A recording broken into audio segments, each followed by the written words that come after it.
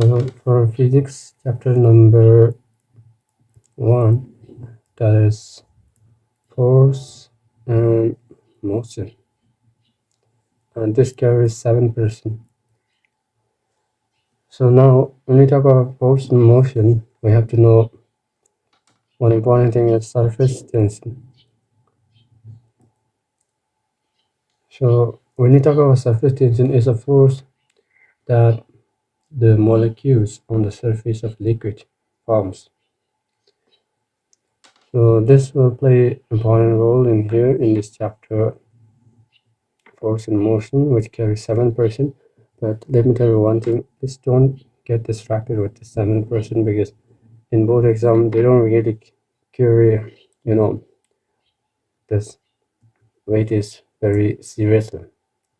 Sometimes the less percentage may carry highest marks.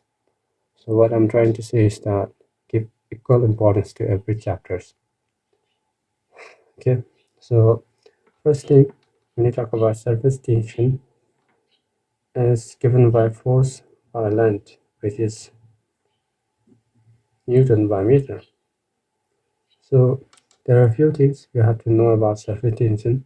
First thing is about surface tension is directly related to highly soluble. For example, with salt. And another thing, surface tension is inversely related to sparingly soluble. For example, like we can talk about soap. Okay, so those are two important things that you have to know. Now, the surface tension is also inversely related to temperature, and this temperature, is inversely related to, yes, you got it, theta. This is angle of contact, right? Now, this angle of contact has few important things that you have to remember as well. That is OFC theta B shape. So O means obtuse. If it is obtuse angle, there will be capillary fall. Okay? Capillary fall. And here cohesion force will be more. Cohesion force will be more. And here theta will be greater. Obviously, it's obtuse angle, right? So V means convex. It will be convex. Okay, not, and it will form a shape, meaning a spherical shape, if it is obtuse angle. So if you know this much, you can know literally everything about it. So here, if it is acute angle, there will be capillary rise. Instead of cohesion force, adhesion force will be there, and theta will be less. And here, instead of convex, it will form concave, meniscus, right? And it won't form shape. Now, another thing that we have to remember is about two force, that is gravitational force, and if there is surface tension. So if there is gravitational force that is pulling down, right, so it will flatten up. It will flatten the liquid droplet, right, and instead of forming a shape, it will spread out. So it has larger molecules that is spread out, right?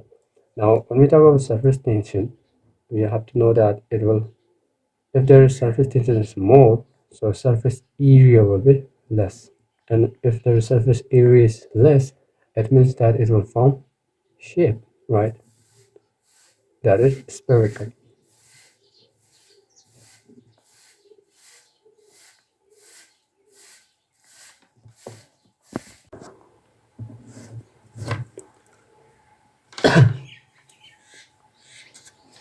And there are a few graphs that you have to remember. There are three graphs actually. So first graph is with velocity, that is terminal velocity. So if there is no terminal velocity, the object will fly like this. But if there is terminal velocity, it will go like this. That is terminal velocity. Terminal velocity graph. Okay. First thing. Now second, we have with acceleration. That is, if we don't have, it will go straight. But if we have acceleration, it will go downward. This is with regard to acceleration. Now thirdly, with respect to position. So if there is and if there isn't, like this. So this is with respect to position. So that's important. Now let me tell you about two different things, that is RM and RPM. So RM is mass weight volume, right?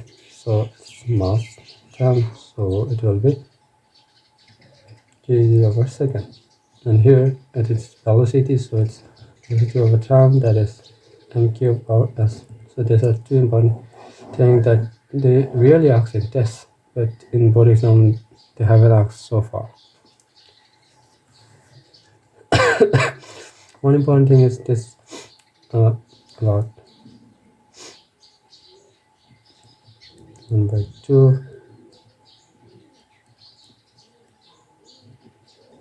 1 is equals to p2 plus 2.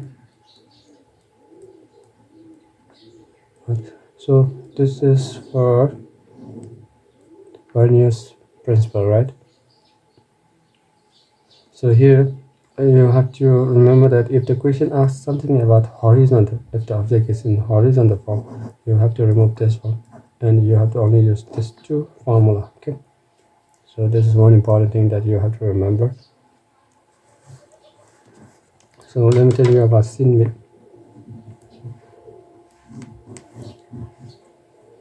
Sin B is about, object that is idle.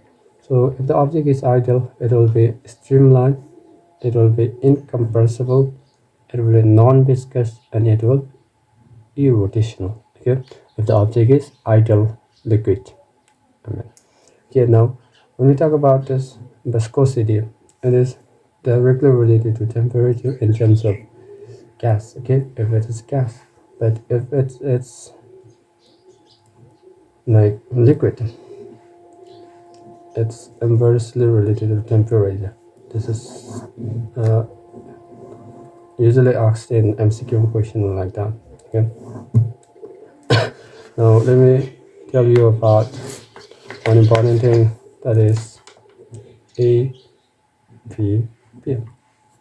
So here, if A is greater, this will be smaller, and this will be greater. And this two is what we call as equation of continuity, meaning it is to do with respect to area and volume. I mean velocity. Now, with respect to velocity and pressure, it is to do with Bernoulli principle, right? So this is Bernoulli principle, that is inversely related, and they usually ask questions like with respect to area and pressure. Okay, so they are directly related. Now you have to know about μ_b. So μ_b means if it's equation of continuity, it depends on mass. If it's Bernoulli principle, it depends on energy. So this is μ_b.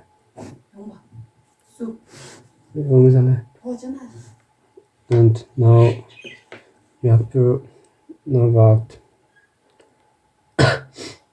some of the capillary rise that actually happens. For example, we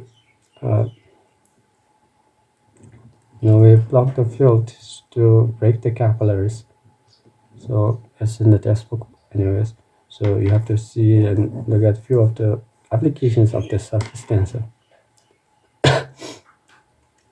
So this is important things that you have to remember. This is one shot of chapter number 1, force and motion, and I have this summary form that I will paste it